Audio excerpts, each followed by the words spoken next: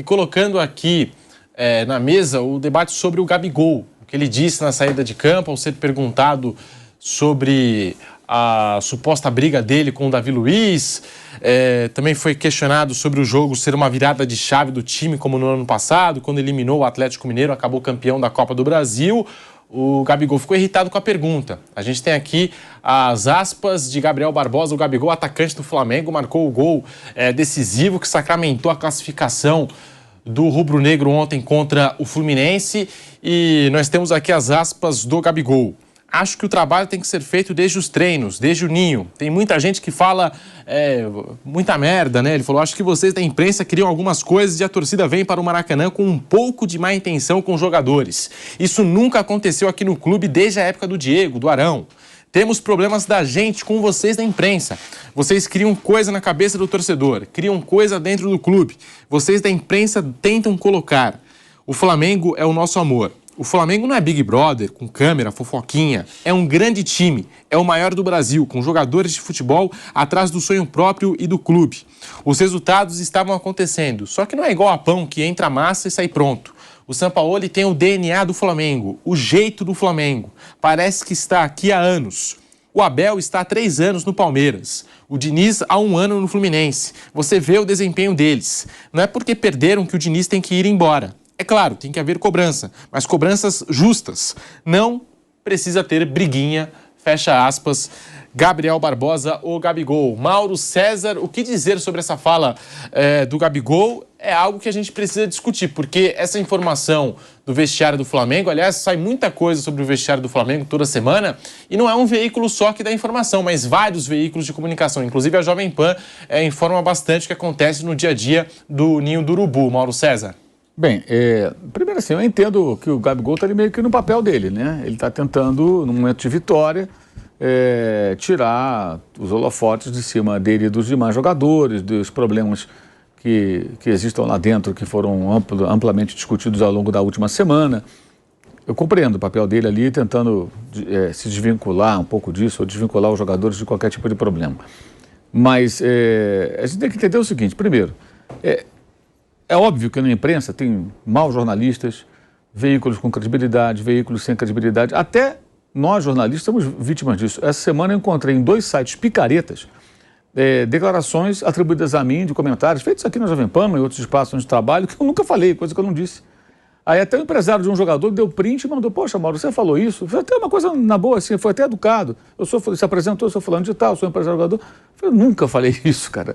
Aí, onde você viu isso? Mandou o print. Aí ele mandou o link. Eu falei, pô, você acredita nesse site, amigo? Pô, pelo amor de Deus. Um site picareta, que pega o que você fala, o que ele fala, o que o outro fala, junta tudo e faz. Jornalista comenta, não sei o quê. Jornalista não disse nada disso, nada disso. Se o jornalista é alvo disso, imagina o jogador de futebol. Então tem sim muita gente que... Tem gente que rouba notícia. Tem uns caras aí que roubam notícia. O Vanderlei dá uma notícia, o cara pega a notícia e fala, atenção, papapá, não fala. Quando você dá o crédito, você não está roubando notícia. Você está transmitindo uma informação e dizendo a informação do repórter falando de tal, e você está compartilhando. Ok, perfeito. Mas tem gente que faz isso, se comporta como se fosse dele a apuração, né? O cara pega uma notícia, de repente, sei lá, do futebol de Belém do Pará, como se ele tivesse fontes lá, o cara está bem distante e tem isso. Então, assim... Por que esse parênteses? Para deixar claro que eu não estou sendo corporativista, tampouco estou dizendo que a imprensa é infalível, muito pelo contrário, tem coisas horríveis que acontecem no jornalismo, né? Que não dá nem para chamar de jornalismo muitas vezes. Mas as matérias que saíram em diferentes veículos, acho que foram feitas por profissionais que conhecem bem o Flamengo. No caso, o próprio Eric Faria, que estava entrevistando, publicou a matéria no site GE, junto com o repórter Fred Gomes, são caras sérios que não ficam inventando coisas. E quem vaza essas histórias, geralmente, são pessoas, obviamente, próximas dos jogadores. Em geral, o jogador sabe que estão vazando. Se você quiser testar a credibilidade das informações vazadas dentro do Flamengo, é só pegar o caso do X9. Quantas vezes as informações publicadas via X9, como se convencionou chamar, estavam corretas? Escalação certa, de cada 10, acertava 8, 9. Então tem gente que passa informação verdadeira, de escalação e outras coisitas mais. A gente fica sabendo de muita coisa também. Essa semana, por exemplo, teve lá o Landinho, eu falei aqui na terça-feira, vai ter uma reunião. Teve a reunião. Como é que você sabe disso? Existem pessoas que passam informações para a gente. Algumas são informações até boas para o clube, de repente, outras são ruins para o clube. Algumas são convenientes para algumas pessoas, outras não. Vamos lembrar o áudio vazado do funcionário de então, depois saiu, do Flamengo contra o Rogério Ceni? Por que aquilo vazou? Alguma coisa alguém tinha contra o treinador, né? E foi dado um crédito danado para uma pessoa que as pessoas nem sabiam quem era ele. Então, quando o Gabigol tenta desqualificar o que foi publicado, eu acho que ele está errado. Ah, não, isso aqui não é Big Brother. São frases de efeito que, na verdade, Big Brother ou não, o fato que existem problemas ali. Para mim, essas questões aí, como os jogadores que não se dão, eu acho que isso é questão menor. Porque não, assim, ninguém aqui é ingênuo a ponto de achar que num ambiente de trabalho que tem 30, 40, 50 pessoas, todo mundo é amigo. Em lugar nenhum é assim. Eu nunca trabalhei numa empresa, numa redação onde todo mundo fosse amigo. Eu fui bancário, trabalhei em várias coisas antes de entrar no jornalismo, comecei a trabalhar muito cedo. E algumas pessoas eu tinha amizade, outras não. Algumas eu gostava, outras eu detestava. Quem nunca trabalhou com alguém que você não suporta? Porque não vai com a cara, ou porque o cara te prejudicou, ou porque o cara, sei lá, faz alguma coisa que você não gosta, tem uma conduta que você... Mas você trabalha. E quando você tem que falar com esse cara, trabalhar com ele, você vai trabalhar com ele, porque a empresa está te pagando. É sua obrigação. A empresa não quer saber se você gosta ou não gosta do cara. Vocês dois vão fazer esse trabalho aqui, ok. Meu tempo de repórter de jornal, eu saí muitas vezes com fotógrafos, que eu ia batendo papo no carro, no caminho, e voltava, e você tomar um chopp depois ali, conversava, ficava amigo, e tinha uns que eu trocava uma palavra, porque não tinha afinidade. Chegava na hora ali, o camarada ali, ó, a foto é essa, a matéria é essa, tal, bababá, o cara lá fotografava, te voltava para a redação, escrevia a matéria, isso aí acabou. Ponto. Então, se o Davi Luiz e o Gabigol não são grandes amigos, né? Não tem problema nenhum, até se abraçaram no final. O Gabigol falou, abraçou o Davi Luiz, pulou em cima dele, talvez até para mostrar uma... Eu entendo perfeitamente o papel dele. E acho que isso é uma questão menor se não chegar no campo. A empresa não quer saber se os funcionários não são amigos, desde que o trabalho seja bem feito. Não interessa o resto. Se você é amigo, se frequenta a casa, se toma chopinho, se vai tomar café na casa do outro, não interessa, almoça junto, almoça separado, não interessa. O resultado é o final. Então, para o futebol é a mesma coisa. Se os jogadores não são... É óbvio que alguns... Eu acho o pior, sempre tenho dito isso, quando você tem um grupo muito unido, todo mundo unido, e uma ou duas lideranças, reúne todo mundo na casa de um jogador no fim de semana, na folga, todo mundo vai. Todo mundo vai. E esse cara é o cabeça, ele é mais um ou dois. Isso é perigoso, porque você forma uma grande panela. É a panela de Paíde, né? Aquela grande assim, sabe? E essa panela derruba técnico, dirigente não segura, não tem ninguém. Se juntar todo mundo, preferível é, na minha opinião, que existam até grupos. Esse, aquele outro. Então, como em qualquer ambiente, são seres humanos, gente. Não vão se relacionar todos da mesma maneira. Agora, na hora do serviço, como diria João Saldanha, né? Vai lá e trabalha. Faz o seu e apresenta o seu melhor. Ontem, por exemplo, o Thiago Maia chorou no final do jogo ali, porque ele está sendo muito criticado por péssimas atuações. Né? E ontem ele jogou muito bem. É assim que funciona. Né? É assim que funciona. É legal, uma reação humana. Estou dizendo, são seres humanos. O cara está jogando mal, está sendo criticado. De vez em quando ele dá meio que a cara tapa, fala, pô, realmente joguei mal. Até com o torcedor na internet, ele já chegou a responder, falando, não, estou mal mesmo, vou melhorar, estou treinando. É isso, são situações corriqueiras. Agora, por que tudo isso ganha uma dimensão muito grande em clubes importantes, clubes grandes como o Flamengo nessas horas? Porque o campo não está bom. Se o campo está bom, isso aí não interessa. Não interessa. Fica para lá, ninguém está ligando. Agora, quando o time não joga bem, automaticamente vai se esmiuçar as razões pelas quais o time não está bem. Você vai procurar. E aí vai ter sempre gente vazando informações. E essas pessoas, geralmente, são pessoas próximas dos jogadores. Próximas do ponto de vista de afinidade ou próximas fisicamente, trabalham ali dentro junto com eles, estão acompanhando, sabem o que acontece. E ontem, quando o Eric Faria insistiu na pergunta, mas entre vocês tem problema? Na segunda vez que ele perguntou, ele disse, não, ele falou assim, problema temos nós com vocês da imprensa. Mas ele não disse se tem ou não problema entre os jogadores. Ele não falou, não temos problemas entre nós, temos com vocês. Ele só respondeu assim. Então ficou meio nas entrelinhas ali, né? Você pode interpretar de diferentes maneiras. Mas entendo. E, assim, e outra coisa que eu acho bizarro, alguns torcedores do Flamengo depois achando que o repórter foi muito bem. O repórter foi muito bem, ele fez a matéria, bancou a matéria, sustenta aquilo que publicou e na hora ali ele fez as perguntas e não perdeu a classe, não perdeu a postura. Perguntou, insistiu, o entrevistado responde, você tira as conclusões. Agora é muito fácil, depois da vitória, você fala, imprensa, inventa, sempre lembrando que eu falei no começo aqui. É claro que existe gente que faz coisas ruins, trabalhos ruins, desonestos até, mas não é o caso específico e acho que talvez a vitória de ontem faça com que eles procurem uma convivência melhor, pelo menos na hora do trabalho, que é treinar e jogar. Depois, se eles vão cada um para sua casa, ou se eles se reúnem em algum lugar, são amigos ou não, isso não interessa, acho que para ninguém. Quando o resultado não vem, não sei o caso aí, também se existe alguma coisa do Gabigol, com o Davi Luiz, porque, sinceramente, eu não cubro o dia a dia do Flamengo, mas quando o resultado não vem, até um copo d'água vira uma tempestade, né, para justificar o resultado, né, que não tá chegando, ou às vezes o desempenho que não é satisfatório. Vanderlei Nogueira, o que falar dessa declaração do Gabigol? Daqui a pouquinho também a gente vai colocar a fala do Everton Ribeiro. Aí o Everton Ribeiro falou, briga tem. Mas, tipo assim, ele quis dizer... tem algumas notícias que são verdadeiras, ele falou, né? Alguma coisa tem. Mas que o grupo, enfim, deixa isso de lado quando entra em campo. Daqui a pouquinho a gente vai colocar também essa fala do Everton Ribeiro. Mas falando especificamente do Gabigol, que o Flamengo não é Big Brother, o que você pensa, Vanderlei Nogueira? Bom, eu não sabia que tinha sido o Eric que fez a pergunta, né? Eu só queria lembrar que teve, nesse momento, nesse choque aí, muito daquilo que se fazia recuando um pouquinho no tempo. Aqueles que estão mais, digamos assim, vivendo os nossos dias, sabem que esse tipo de entrevista inexiste no futebol de hoje. Inexiste. A pergunta que o repórter fez e que provocou esse tipo de resposta. Achei demais. Achei muito legal a pergunta do repórter e o direito do jogador responder da maneira que ele respondeu. Muito legal. Saiu daquela doçura, daquela chapa branca, o estilo de pergunta.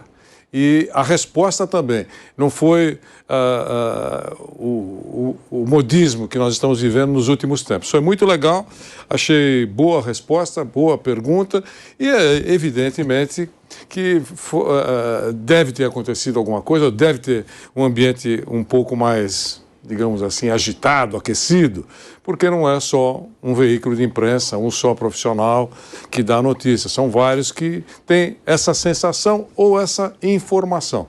Eu acho que, eu concordo que não vivemos dias assim de muita honestidade na realização do trabalho, lamentavelmente, como em qualquer função.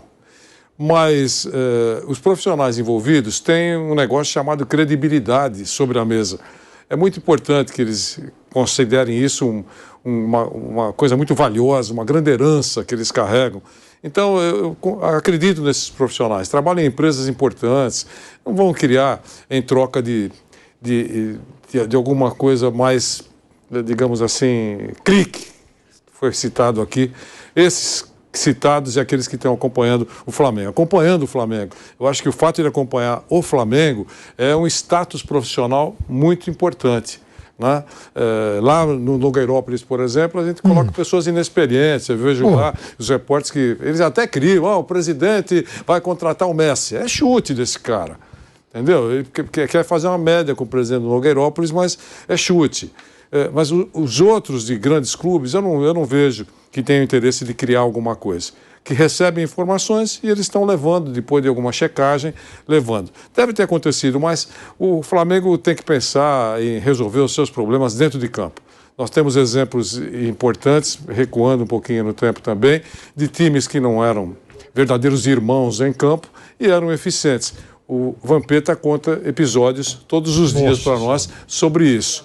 Os caras se esmurravam e dentro do campo eles ganhavam jogos importantes, dividiam premiações, eram carregados nos ombros, erguiam troféus, então, sem ter necessidade de se beijarem. Agora, se tiver uma amizade legal, bacana, uma convivência simpática, um companheirismo, parceiros, eu acho maravilhoso, porque a gente tem que deixar muito claro, ninguém prega a inimizade, tem que mostrar trabalho, é verdade. Mas é bom também pregar a boa relação. O fato... Eu, por exemplo, imaginei que não suportaria o Piperno. Agora eu amo o Piperno. Que confissão que me deixa feliz. Passava o Piperno. Impressionante. Amor, Ei, Mauro, não é verdade? Quer dizer, a gente muda.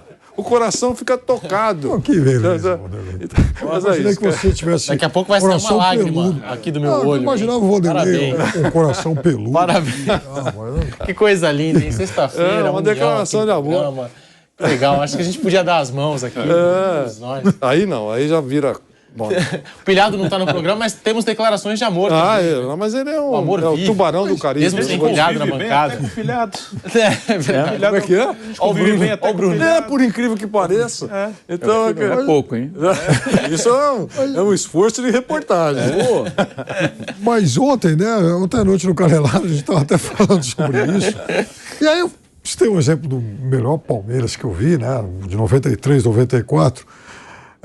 Onde, aliás, os caras quebravam o pau toda hora. E o seu pai contou uma história maravilhosa que o César Sampaio contou aqui. Então não é fofoca nossa. O César Sampaio contou essa história aqui. Um dia lá que o Antônio Carlos, saco na lua lá com Edmundo, resolveu dar uns petelecos do Edmundo lá no vestiário, né? Aí pega lá o Edmundo e tal, né? E a turma do deixa disso, o Antônio Carlos tá batendo Edmundo, corre, alguém chega.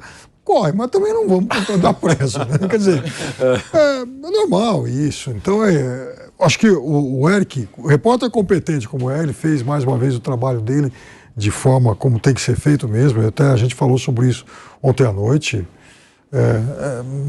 Parabéns para ele. O jogador respondeu o que bem entende e segue o jogo. Quer dizer, não tem nada de muito sensacional nisso. Não é a primeira vez, não vai ser a última. Agora, eu me solidarizo, então, mais uma vez com o Dorival Júnior, que, puxa vida, antes os problemas dele eram falar, por exemplo, sobre Gabigol e Pedro. Agora os caras enchem a paciência dele por causa do Luciano, né?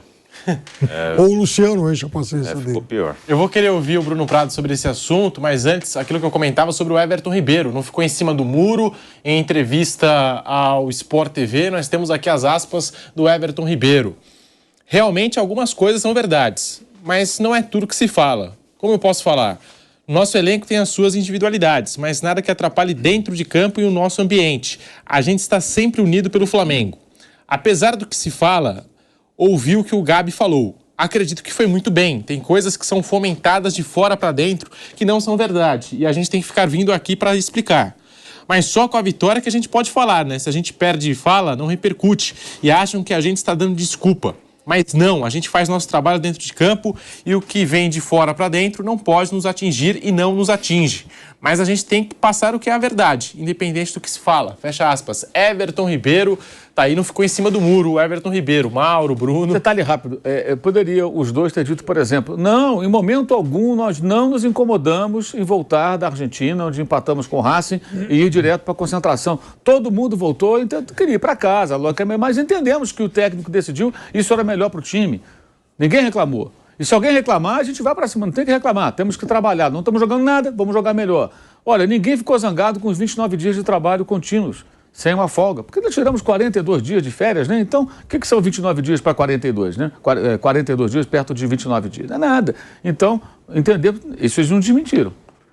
Para mim, são as informações mais importantes. Descontentamento, porque tem que trabalhar mais, no momento que trabalhar mais é fundamental. E para o bem, assim, o São Paulo pode estar até errado.